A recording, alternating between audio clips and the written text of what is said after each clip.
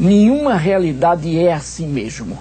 Toda realidade está aí, submetida à possibilidade de nossa intervenção nela. Para mim, uma das preocupações minhas, uma das razões de minha luta, uma das razões de minha presença no mundo é exatamente a de que, como educador, eu posso contribuir para uma assunção crítica da possibilidade da passividade, para que se vá além dessa passividade no que eu chamo de posturas rebeldes e de posturas criticamente transformadoras do mundo. Paulo Freire teve desde cedo a consciência do bom combate, do compromisso social do educador. Ele criou um método para libertar o homem, fazer com que ele se percebesse sujeito da história, condutor de seu destino. O sertanejo de Recife, doutor honoris causa por 28 universidades em todo o mundo, nunca escondeu sua opção pelo sonho, pela fraternidade, pela beleza simples de ensinar e aprender a ler o mundo. Hoje, quando todos falam na educação como o caminho para o Brasil se assumir como nação democrática, é a voz de Paulo Freire que pode nos indicar caminhos. A adaptação no ser humano é um momento apenas para o que eu chamo a sua ou da sua inserção. Quer dizer, qual é a distinção que eu faço entre adaptação ao mundo e inserção no mundo?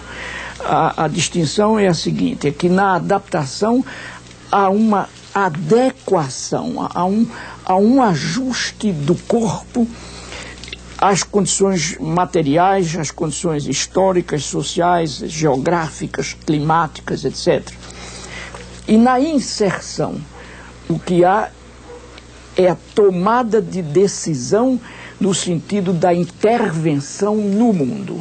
Por isso mesmo, eu recuso qualquer posição fatalista diante da história e diante dos fatos.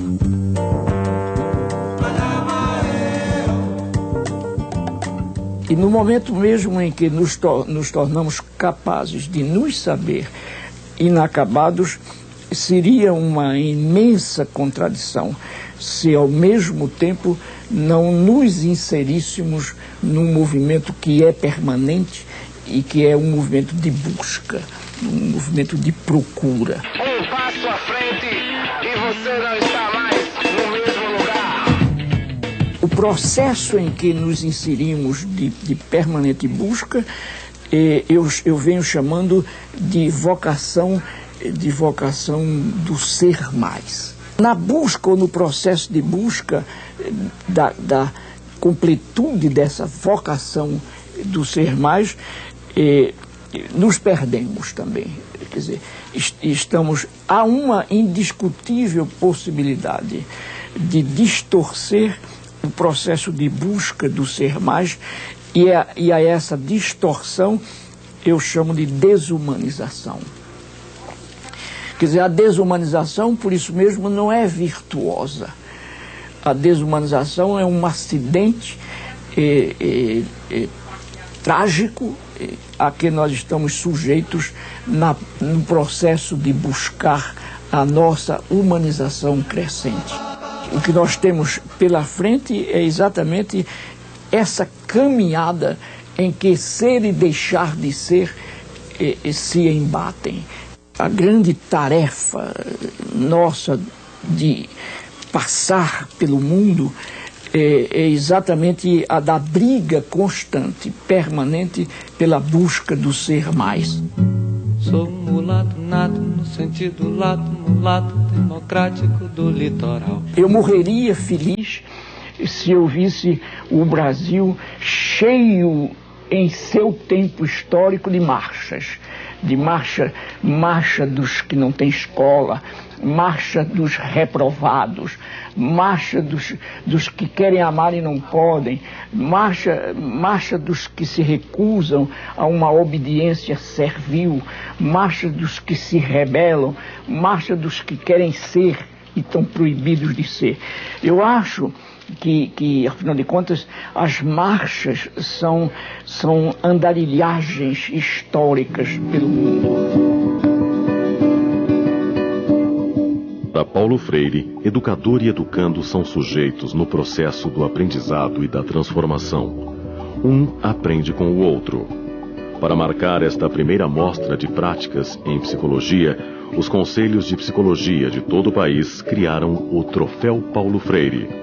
Por meio dele, procuram estimular e reconhecer o trabalho de pessoas que desenvolvem o conhecimento libertário, democrático, progressista. Gente como os homenageados ilustres desta noite e vocês que contribuem com seu saber e suas práticas para construir uma nação mais justa, mais bela, mais sábia. O Brasil da Utopia Possível, de Paulo Freire. É preciso sublinhar que a utopia, que o sonho não morreram. Onde quer e quando quer que haja mulher e homem do mundo, a esperança continua a fazer parte da sua natureza.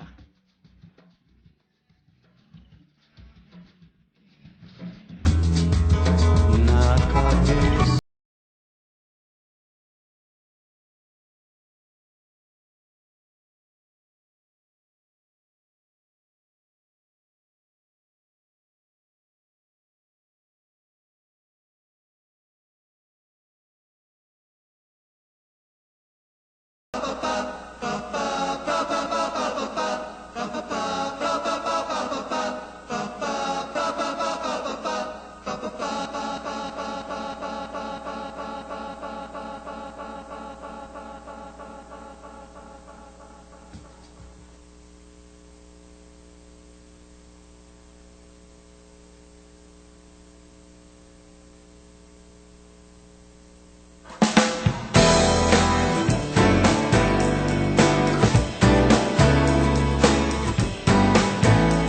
Essa homenagem não poderia ter outra referência senão nosso Paulo Freire. Que orgulho temos, com certeza, todos nós, de tê-lo tido como referência. Para a psicologia, para esta psicologia carregada de compromisso social, Paulo Freire foi uma fonte.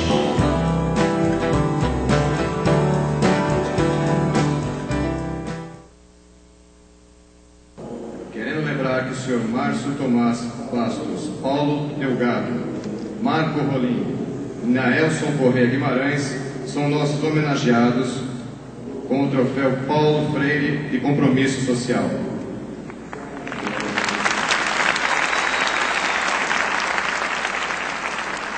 Também são nossos homenageados Chico Buarque de Holanda, Frei Beto, João Pedro Stedley, Maria Helena de Souza Fato, Mário Sérgio Cortella, Luiz Fernando Veríssimo, Raimundo Paoro, Rubem Alves e Sebastião Salgado. O Sr. Márcio Tomás Bastos, nascido em Cruzeiro, São Paulo, é formado pela Faculdade de Direito da Universidade de São Paulo em 1958. Fez curso de especialização em processo penal da Pontifícia Universidade Católica, terminando em 1971. Participou seu primeiro júri em 1957, ainda na condição de solicitador acadêmico. Entre defesas e acusações, ao longo desses mais de 40 anos, trabalhou em aproximadamente 700 julgamentos pelo júri. Advogado exclusivamente criminal, tem atuado em muitas centenas de causas em todo o Brasil, do Rio Grande do Sul ao Acre, onde acusou os assassinos de Chico Mendes. Publicou muitos artigos sobre a matéria penal em várias publicações nacionais. Fez dezenas de palestras e conferências em todos os estados da Federação. Foi presidente da Ordem dos Advogados do Brasil, Seção de São Paulo e da Ordem dos Advogados do Brasil, Conselho Federal, e fundador, junto com Severo Gomes, Jair Meneghelli, Dom Luciano Mendes de Almeida e outros, do Movimento Ação pela Cidadania. Foi coordenador da área de Justiça e Segurança do Governo Paralelo, instituído pelo Partido dos Trabalhadores. Fundou recentemente, ao lado de profissionais liberais de São Paulo, o IDDD, Instituto de Defesa do Direito de Defesa.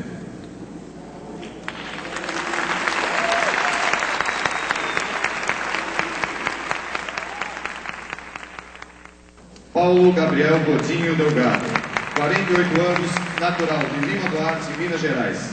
Casado, 3 filhos, é sociólogo, professor da UFJF, com mestrado em Ciência Política pela UFMG. Deputado federal por 4 legislaturas, tendo sido constituinte. Fundador do Partido dos Trabalhadores do Brasil, PT, e do Sindicato Único dos Trabalhadores em Educação de Minas Gerais, SINDI-UTE. Vice-presidente da Comissão de Relações Exteriores e de Defesa Nacional da Câmara dos Deputados. Vice-presidente do Parlamento Latino-Americano. É membro da Comissão de Ciência e Tecnologia, Comunicação e Informática e da Comissão Parlamentar Conjunta do Mercosul. Autor, dentre outras, da lei que implanta a reforma psiquiátrica e humaniza o atendimento ao doente mental. Da lei em vigor que cria as cooperativas sociais, visando a integração social das pessoas em desvantagem. Da atual Lei Orgânica dos Partidos Políticos, sancionada em 1995. E da lei sancionada em 1996, que modifica dispositivos da Consolidação de Leis do Trabalho, CLT, homenageado pela Universidade do Alabama, Birmingham, pela NASA e com certificado de reconhecimento pela sua contribuição para o sucesso do primeiro experimento brasileiro com proteínas no espaço. Se realizou a bordo do ônibus espacial Columbia e que se destinou à pesquisa de combate da doença de Chagas. Relator de inúmeros tratados internacionais assinados pelo Brasil, dentre eles o que propõe a abolição completa de testes nucleares no mundo, CTBT. Recebeu ano passado o prêmio PI do Ministério da Saúde e do Instituto da Psiquiatria da Universidade Federal do Rio de Janeiro, pela sua luta em prol dos direitos humanos dos doentes mentais. A convite do Banco Central, participa como consultor para análise de desempenho e risco da economia e política brasileira, junto a consultorias internacionais ING Barings, Salomon Brothers e Standard Poor's. É membro da Ordem do Rio Branco do Ministério das Relações Exteriores.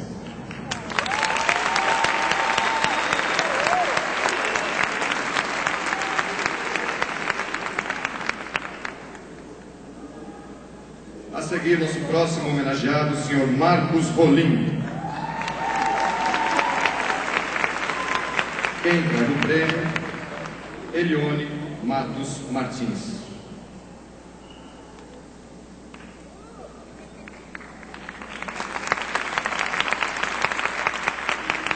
Deputado federal gaúcho, Marcos Rolim recebeu em 1999 2 importantes prêmios relacionados à sua luta pelos direitos humanos: o Prêmio Unesco em Direitos Humanos e o Prêmio Líderes e Vencedores, entregue pela Federação e Assembleia Legislativa do Rio Grande do Sul. É atualmente presidente da Comissão de Direitos Humanos da Câmara dos Deputados. Sua ligação com os movimentos pela defesa dos direitos humanos começou na Anistia Internacional. Ex-líder estudantil, foi oposição à ditadura militar. Nas eleições de 1982, foi o vereador mais bem votado de sua cidade, Santa Maria. Na Câmara de Vereadores, foi eleito presidente e criou a Comissão dos Direitos Humanos daquela Casa de Leis. Foi eleito deputado estadual, época em que também atuou como presidente da Comissão de Direitos Humanos da Assembleia Legislativa Gaúcha. Foi autor da primeira lei brasileira de reforma psiquiátrica e de proteção aos que padecem de sofrimento psíquico em 1992. Também foi o autor da legislação pioneira de amparo às vítimas de violência e de proteção a testemunhas. Tem forte atuação como legislador em causas que envolvem luta contra a tortura, contra a violência contra a mulher, contra a discriminação, entre tantas outras. Jornalista formado pela Universidade Federal de Santa Maria, é ensaísta e colaborador de jornais e revistas brasileiras. É autor do estudo A Limitação Política sobre Burocratização dos Partidos Políticos.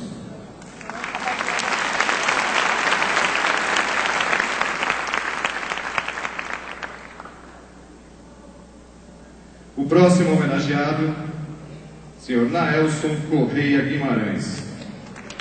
Prêmio entregue por Cristina Veras.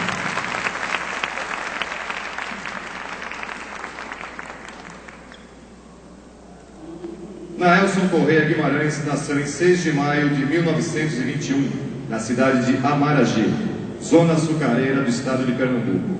Em 79 anos, testemunhou acontecimentos históricos importantes deste último século. Com 14 anos, presenciou a intentona comunista de 1935. Assistiu à turbulência do Estado Novo de Getúlio Vargas, época em que militou pelo Partido Comunista em pleno Juazeiro do Norte de Padre Cícero. Em 1959, partiu para o Rio de Janeiro e atuou no Sindicato dos Operários Navais, em Angra dos Reis, quando estourou o golpe militar de 1964. Foi condenado a 5 anos de prisão por motivos políticos e fugiu para São Paulo, onde passou a atuar no movimento da saúde. A luta incessante por um serviço de saúde pública de qualidade foi absorvendo cada vez mais. Atualmente é representante dos usuários no Conselho Estadual de Saúde de São Paulo.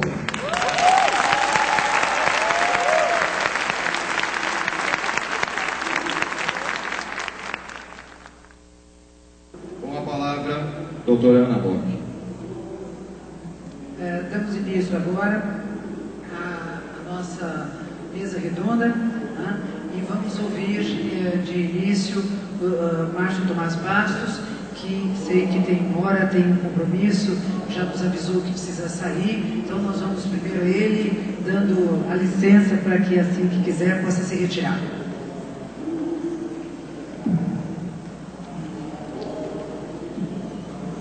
Senhoras presidentas do Conselho Federal e do Conselho Regional de Psicologia, meu querido Paulo Delgado, deputado Marcos Rolim, Naelson Guimarães, velho lutador de fibra e rijo, meus amigos e minhas amigas, velho paciente de terapias, eu estou hoje realizando um sonho de consumo, que é falar não apenas para um psicólogo, mas para dezenas deles.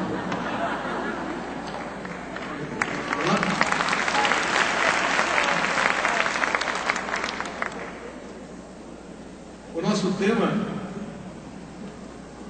que vai ser tratado superficialmente pelo problema de horário, o nosso tema diz respeito às urgências da sociedade brasileira. Nós construímos em 500 anos uma sociedade que é a 8ª ou 9ª economia do mundo, mas que é das mais desiguais e das mais injustas. Pouco fizemos nesse sentido. Depois que um regime militar, que outra coisa não fez senão intensificar e atualizar aqueles padrões concentradores de renda e difusores de miséria que já vinham desde os tempos coloniais, ingressamos em 1985 num regime democrático. Regime democrático que, entretanto, não passou da liturgia formal do exercício dos direitos formais. Nós não conseguimos chegar a uma democracia social, a um Estado de Direito que pudesse ser aquilo que é o sonho e a aspiração de todos nós, ou seja, uma democracia de massas, uma democracia provida de oportunidades, uma democracia em que a maioria das pessoas tivesse acesso aos bens fundamentais da vida, à saúde, à educação, ao trabalho, ao lazer, ao emprego, à busca da felicidade. E essa desigualdade permanece, e nesse governo de 94 para cá, ela se intensificou e se tornou mais cruel, porque o regime refez a trajetória do regime militar, no sentido de concentrar cruelmente a riqueza e difundir indiscriminadamente a miséria. De modo que a grande urgência da sociedade brasileira, no meu modo de ver, é lutar contra a desigualdade. É tentar diminuí-la em todas as faces e em todos os aspectos da sociedade brasileira. Essa sociedade terrivelmente desigual e injusta. E eu lhes queria falar rapidamente, em 2 minutos, a respeito do setor que me é mais afeto, onde se encontra o meu foco de trabalho, o meu foco de vida, que é o Poder Judiciário. Nós criamos no Brasil, de uma maneira cruel e inexplicável, mas que se insere dentro desse contexto escravagista e duro, que é o que pontua e traz os signos profundos da sociedade brasileira na sua evolução histórica. Nós criamos, em termos de justiça, talvez o suprassumo da desigualdade e da injustiça e da exclusão. A justiça brasileira, efetivamente, é feita para os ricos. O Código Civil é o Código dos ricos e o Código Penal é o Código dos pobres. Conseguimos construir uma linha de produção de criminalidade cruel e despótica, que começa na FEBEM, passa pela polícia, passa pelo juiz e termina na cadeia. O pobre menino que entra por um desvio de conduta na FEBEM, sai depois de alguns anos do sistema penitenciário brasileiro, que é o mais cruel, é o mais terrível, é o mais desumano de todos os que se conhecem, sai de lá pós-graduado no crime violento, depois de passar por isso que eu chamei de linha de montagem da criminalidade. Essa é uma luta que não é só dos advogados, dos juízes, dos promotores, é uma luta que tem que ser de todos os cidadãos. De todos os cidadãos, principalmente na medida em que ela envolve uma carga tão grande de injustiça, uma carga tão grande de exclusão e desigualdade, que é inconcebível que nós vamos virar o milênio vivendo desse jeito. Fundamos, há algum tempo atrás, alguns profissionais liberais aqui de São Paulo, e o movimento já se difunde por todo o Brasil, um instituto que se chama IDDD, Instituto de Defesa do Direito de Defesa, para ver se assim a gente supre um pouco a negligência e o desinteresse do Estado e cria condições para diminuir, de alguma maneira, a terrível desigualdade que existe entre aquele que pode pagar o advogado e aquele miserável e vulnerável que não pode pagar. Essa é uma luta forte, essa é uma luta que se insere dentro desse quadro de carências e de desigualdades e de iniquidade.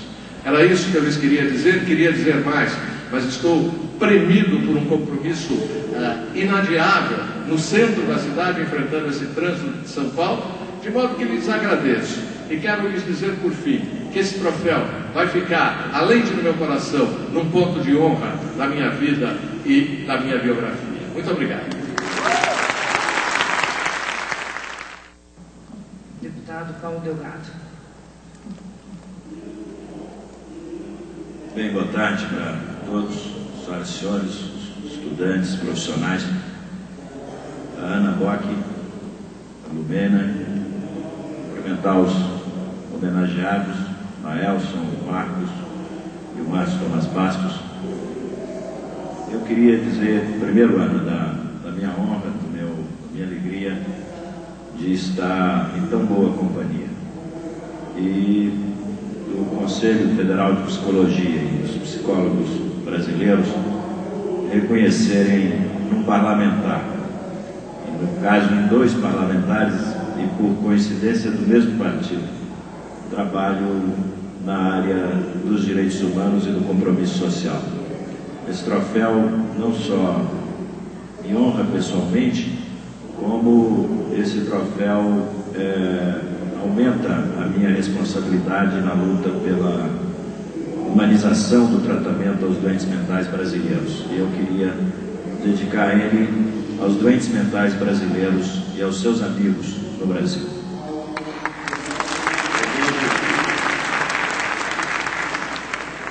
Eu vejo hoje um dos problemas centrais do nosso país, e o Dr. Márcio já abordou de maneira muito feliz o problema da produção da exclusão social no Brasil pelo sistema legal, mas um dos problemas centrais que nós estamos vendo hoje crescer no Brasil, e numa conferência e numa mostra como essa de práticas de psicologia, é que cresce no Brasil a ideia dos explicadores dos problemas brasileiros e uma predominância crescente de tentar explicá-los a partir dos indivíduos, e não da sociedade, e não das contradições e das insuficiências da sociedade brasileira.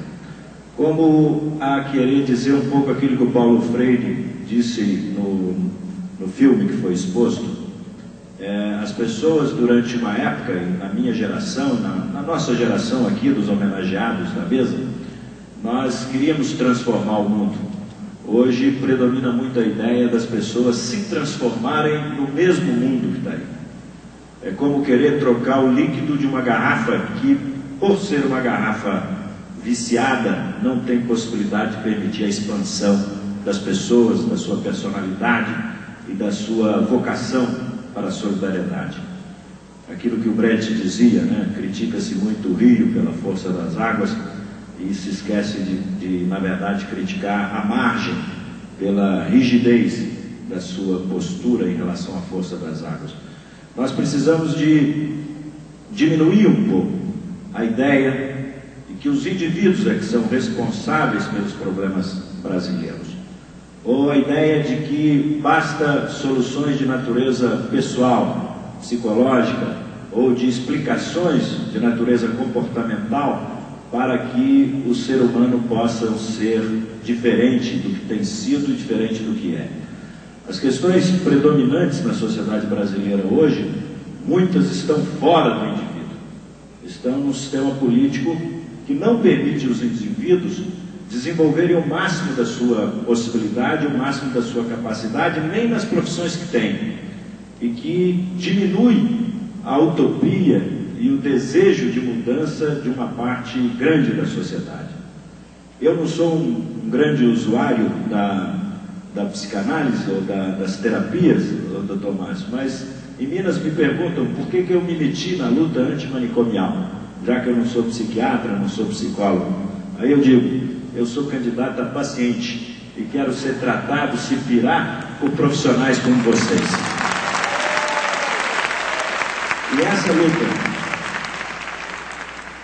de usar a terapia, não para atribuir culpa àqueles que, por algum motivo, você possa imaginar que tenham culpa na ruptura do seu equilíbrio psicológico, mas usar a terapia para aprender a tolerância, para aprender a convivência social, a generosidade e a capacidade de, pelo exemplo, pelo trabalho e pela vocação solidária, trazer outras pessoas para o mundo da transformação social, como fazem aqueles que o Conselho Federal de Psicologia homenageia na música popular, no direito, a luta do Dr. Márcio esses anos todos, na área da medicina comunitária, da medicina social, na área do direito, na área também até da fotografia, como o caso do Sebastião Salgado.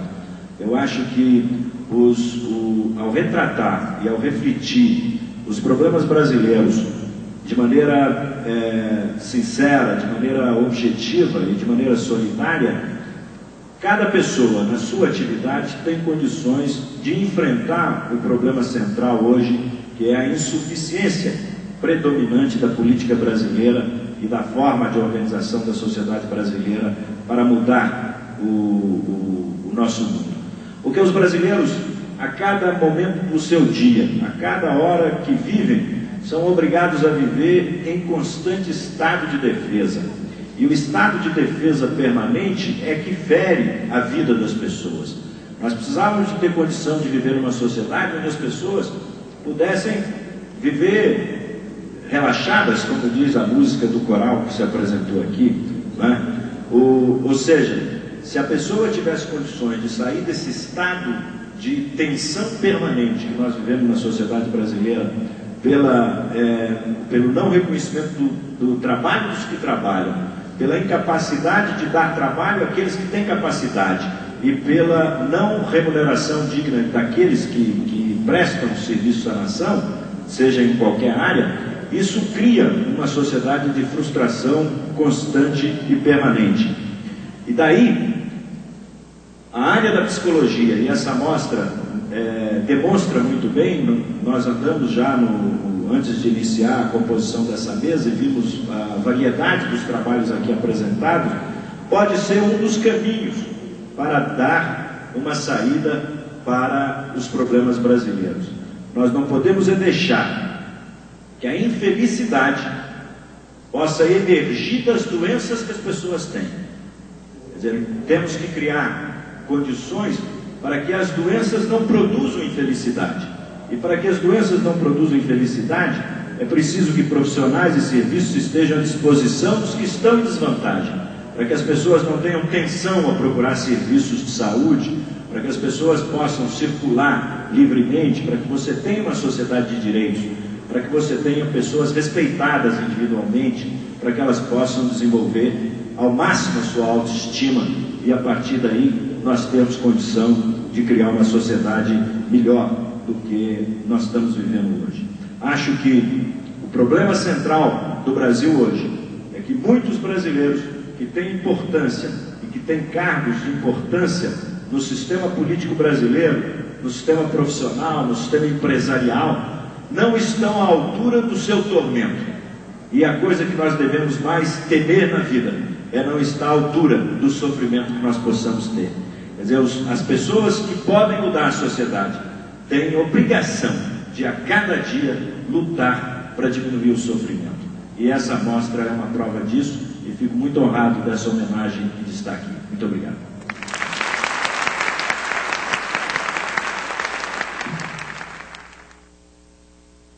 Deputado Marcos Rolim.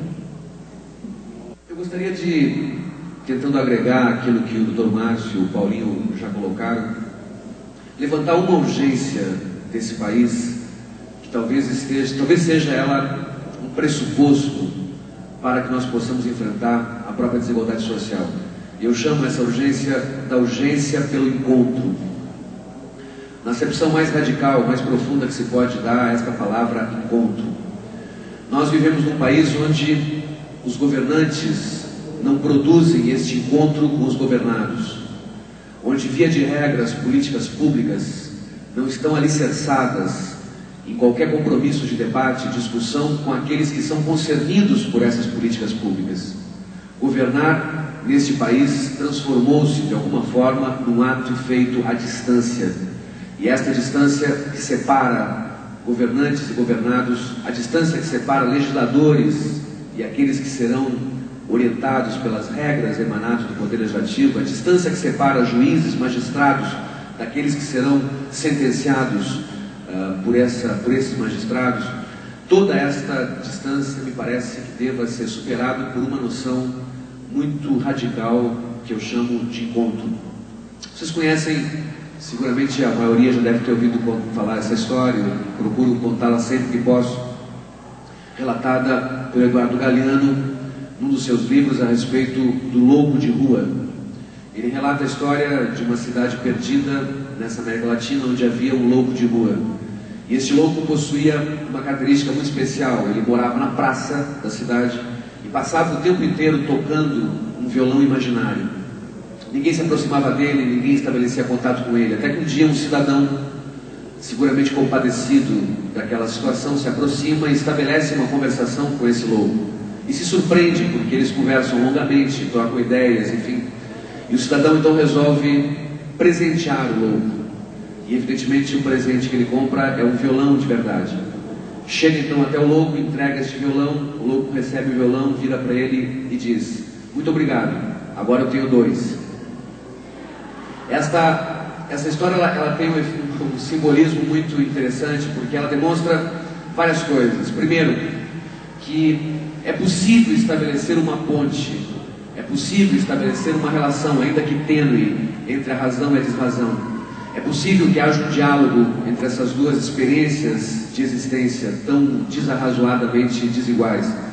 É possível, mais do que isso, que nós possamos compreender os pacientes portadores de sofrimento psíquico como pessoas que possuem direitos de cidadania, e entre os direitos que possuem, o mais elementar de todos, que é habitar o espaço público. Nada mais público do que uma praça, e os loucos possuem o direito de frequentar essa praça.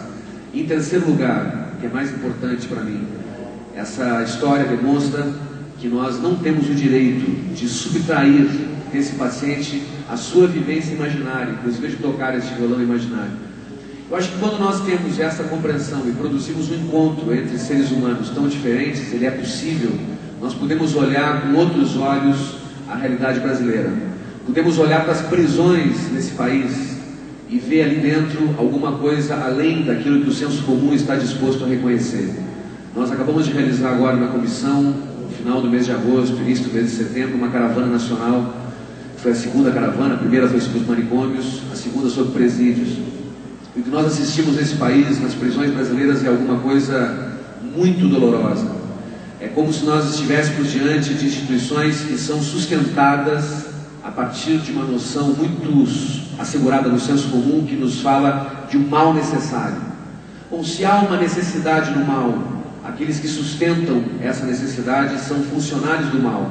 E nós não podemos aceitar que esse seja o discurso a sustentar instituições dessa natureza, que desumanizam os seres humanos, que transformam essas pessoas em não pessoas, em objetos descartáveis, vitimados pela tortura, pela perseguição, pela violência sexual, por todo tipo de restrições ao próprio conceito de humanidade que nós temos.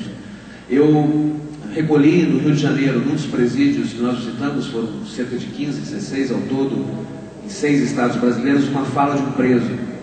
Você sabe que é muito comum nos presídios que as esposas, companheiras de presos, passem por um procedimento chamado revista íntima, uma prática de desnudamento na entrada do presídio, a exigência de flexões, a necessidade de se mostrar os órgãos sexuais, a vagina, o ânus, tudo é minuciosamente investigado quando da entrada dos familiares nos presídios. É um procedimento absolutamente ilegal. Não há nenhuma lei no Brasil que autorize o Estado a agir dessa forma com as pessoas, mas como elas são pobres, tão pobres quanto os presos que estão nas cadeias, isso é feito impunemente, não há sequer condições de protestar juridicamente com relação a isso.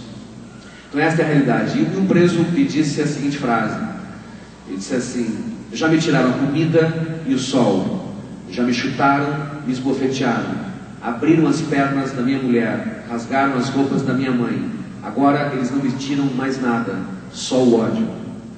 Quando nós não produzimos este encontro, o que nós estamos agenciando no Brasil, por conta da distância, é precisamente o rancor, o ódio, o avanço da criminalidade, a violação dos próprios direitos humanos, o que retroalimenta esse círculo vicioso de terror que caracteriza as populações mais pobres, marginalizadas no Brasil. A luta pelos direitos humanos abre pelo menos uma esperança, uma luz, para que nós possamos, juntos com todos vocês, continuar apostando numa ideia de civilização, onde o conceito de humanidade pelo qual nós o definimos possa ser reconhecido em cada um, seja ele branco, negro, homem, mulher, homossexual, heterossexual, soro positivo, soro negativo, esteja ele preso ou solto, seja ele louco ou são. Muito obrigado.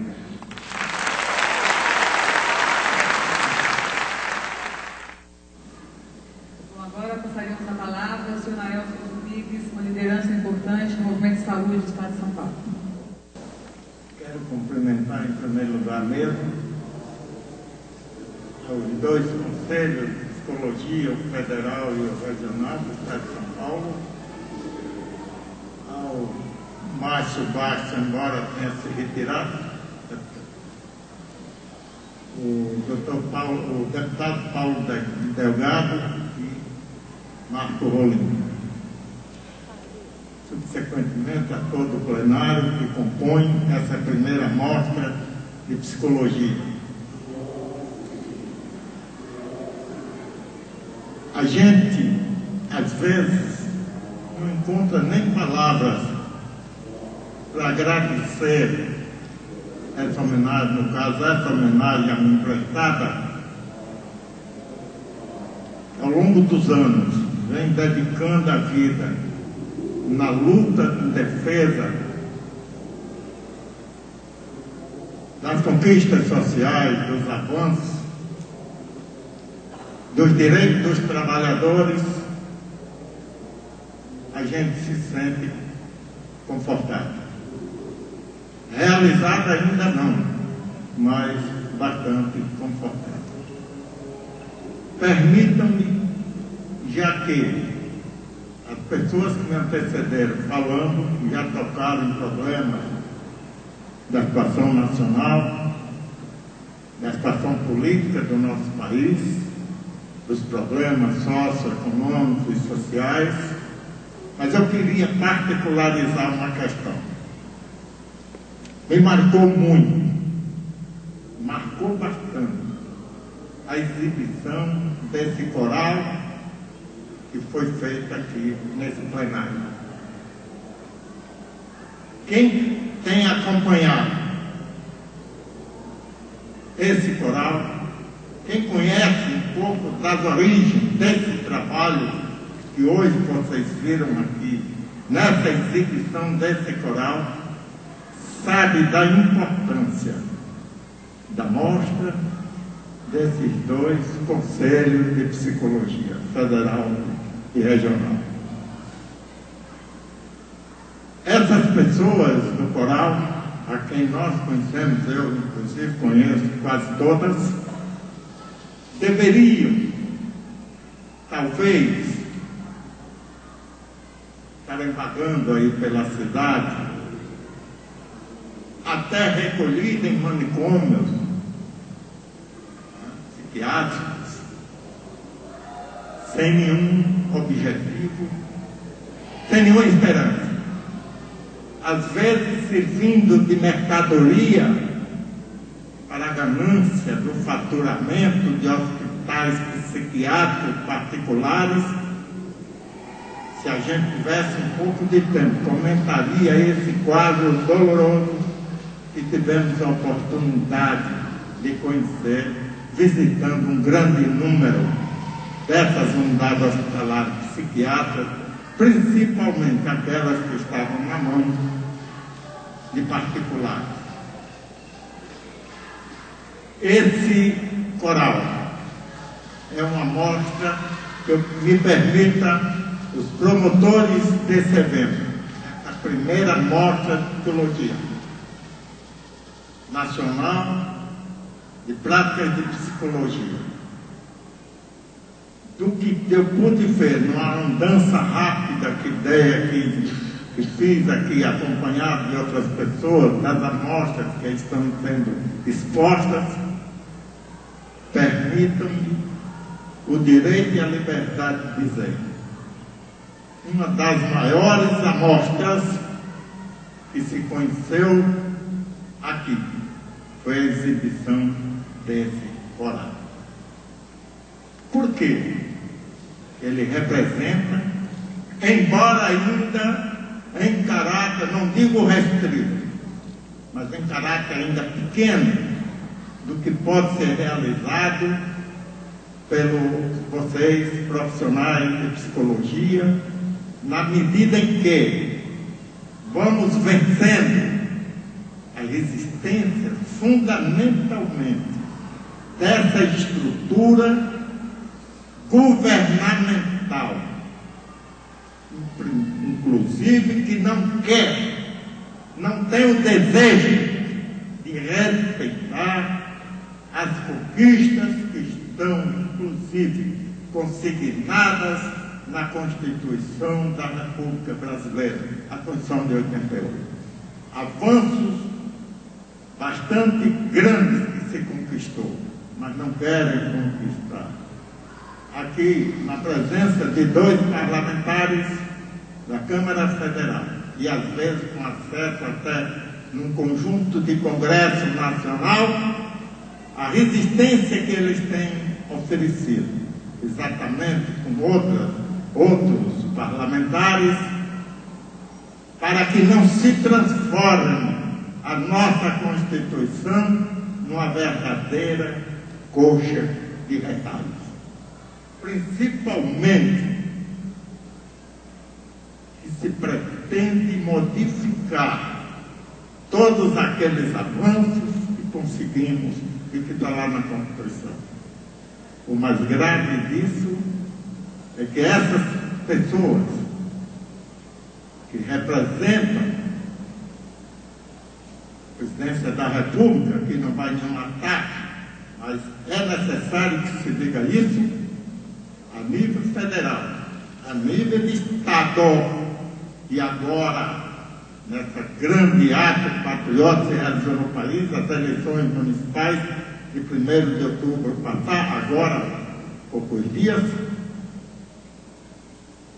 jura, põe a mão lá em cima no dia que vão tomar posse, jura, a partir da presidência da República, cumprir e fazer cumprir a Constituição brasileira. A mesma coisa vem para os estados e municípios. Está acontecendo isso? Às vezes não. Então, gente, não quero entrar muito nessa questão, que vocês já falaram, já apontaram alguns caminhos.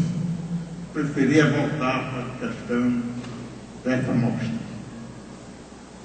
Permitam-me os promotores dessa mostra, não como a maior, mas como uma das mais importantes, a mostra, ou mostra desse evento, seja a participação, a exibição desse coral. Ele é o resultado, eu conheço, do trabalho abnegado, de esforço dia e noite, de profissionais psicólogos.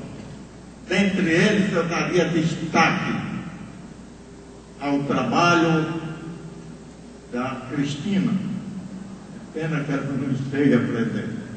Mas em outro momento, além de mais, de outras pessoas que estão aqui, inclusive aqui na mesa, mas no momento oportuno, se não for hoje, mas eu deixo uma sugestão, que vocês também peguem um material desse e chamem a pessoa que organizou, que está organizando e dando vida a esse coral, para que ele seja homenageado como uma grande pedra na mostra desse encontro de psicologia que está se realizando aqui nesse momento. Dispenso outros comentários, que aí a gente iria longe, mas era isso que eu senti. Até tive bastante emocionado na exibição desse coral. Eu peço desculpas de ter centralizado essa questão no coral, porque ele é o exemplo do que podem vocês, profissionais da psicologia, podem realizar nesse país afora contra essas pessoas que ficam excluídas, os excluídos, e a grande maioria são pessoas, às vezes, resultante ou resultado de problemas sociais, de problemas familiares, da própria violência, que ela não vem por acaso. Ela é um processo que surge resultante dos mais diversos acontecimentos da vida das pessoas. Que vocês possam ajudar a combater no dia a dia esse processo de manutenção que ainda está sendo, ou melhor, que ainda resiste pelos poderes constituídos.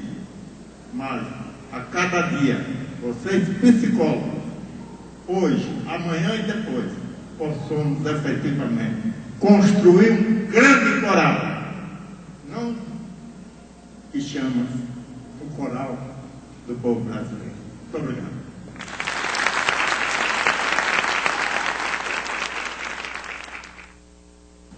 Agradeço ao Márcio, ao Paulo, ao Marcos e ao Naelson esse momento, essas palavras e esse enriquecimento da nossa mostra.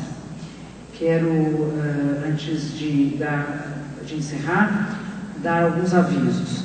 Há uma televisão, a TV Pirex, funcionando todo o tempo da mostra.